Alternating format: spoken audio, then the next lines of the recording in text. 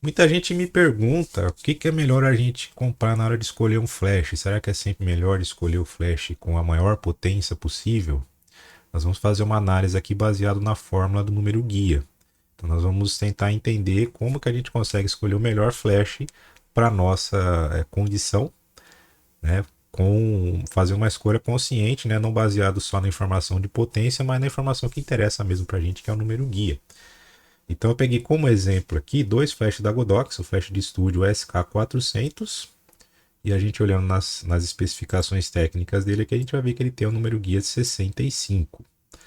E o outro flash aqui que nós vamos comparar é o SK300, tá? Um flash de 300 watts, e ele tem o número guia de 58. Então eu vou pegar essas informações, vou alimentar aqui nessa planilha. Então, olha lá, o SK300 é um flash de 300 watts, tem o número guia 58, o SK400 tem 400 watts, o número guia 65, né? Por que que o fabricante ele dá tanta ênfase na potência e não no número guia? Porque a potência é um número bonito, né? 400 watts, né? Então dá a impressão de que é um flash melhor do que um de 300 watts, né? O número é grande, então ele é usado como atrativo, né, de marketing para a pessoa poder comprar um equipamento achando que está fazendo uma boa aquisição. O número guia 5865 não quer dizer nada, né? Para quem não sabe o que é número guia, não faz a menor diferença. Mas você vê um 300 watts, um 400 watts, a gente está mais acostumado com a medida de potência, né? Então a gente vai querer comprar o flash com a maior potência possível, achando que vai fazer uma brilhante aquisição, quando na realidade a gente está dando tiro no pé. E eu vou provar isso através da forma do número guia, né? Para quem não conhece, a forma do número guia está aqui, né? O número guia é igual a abertura vezes distância. Consequentemente, né, a abertura pode ser calculada dividindo o número guia pela distância.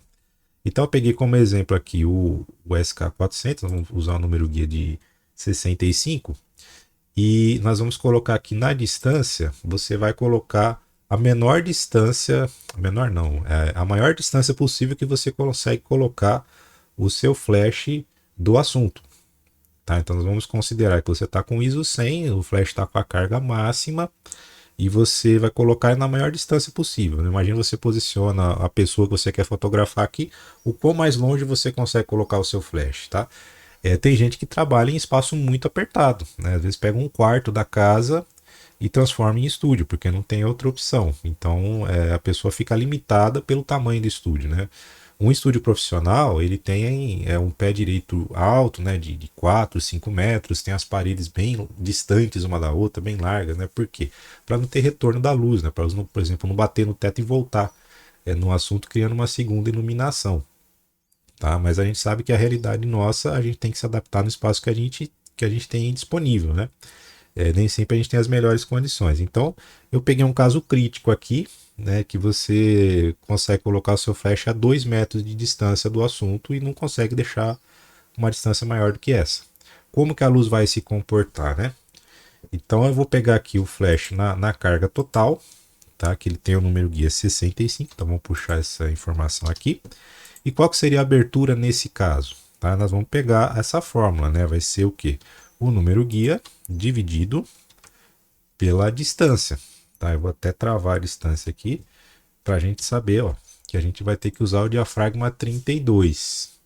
Então é inviável a gente trabalhar dessa forma porque não tem lente com abertura f32 para você usar. Tá? Então a gente vai ter que fazer alguma coisa. Já que o ISO está no mínimo, a gente precisa baixar a carga do flash. Então eu vou colocar meia carga do flash. Aí que vem a pergunta, né? Para quanto que muda o número guia quando você divide a carga do flash? Será que ele divide pela metade? Né? Será que é só dividir o 65 por 2? Não. Tá? Eu vou colocar aqui um exemplo, desenhar aqui uma circunferência, né? Melhor um círculo.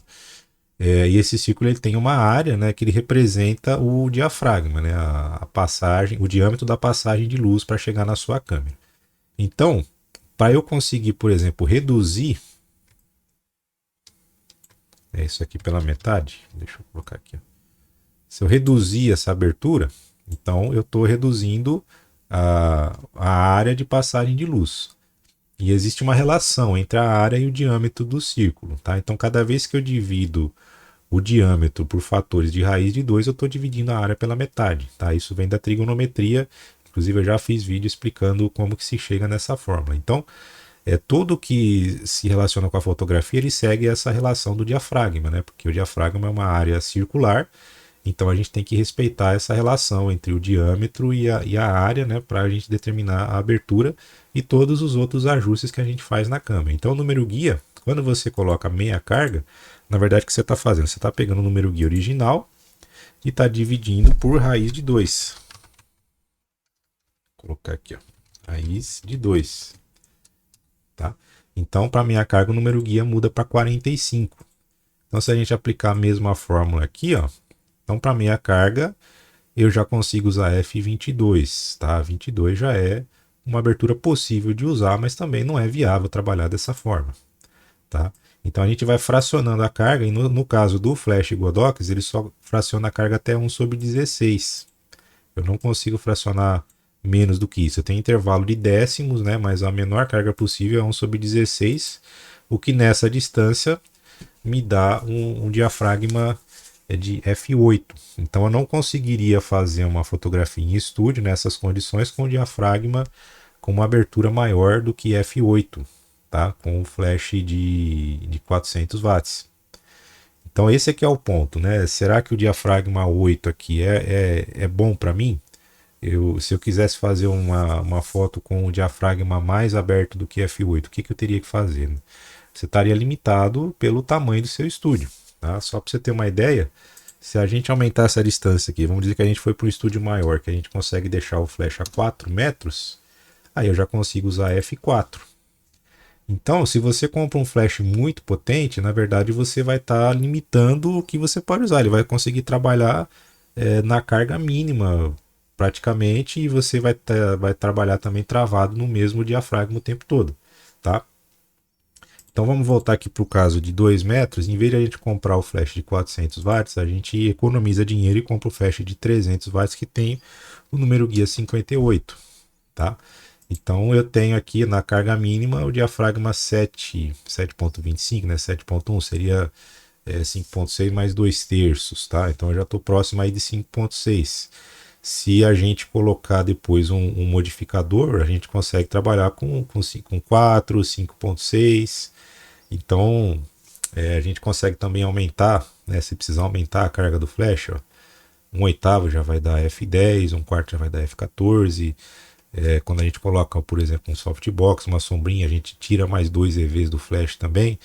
Então a ideia é o quê? Que você tenha margem para trabalhar, que você consiga variar o diafragma dependendo da linguagem que você quer passar nas suas fotos, né? Para você ter variação de profundidade de campo. Às vezes você quer trabalhar com bastante nitidez, outra você quer fazer o shallow focus, né? Trabalhar com a baixa profundidade de campo, com abertura maior.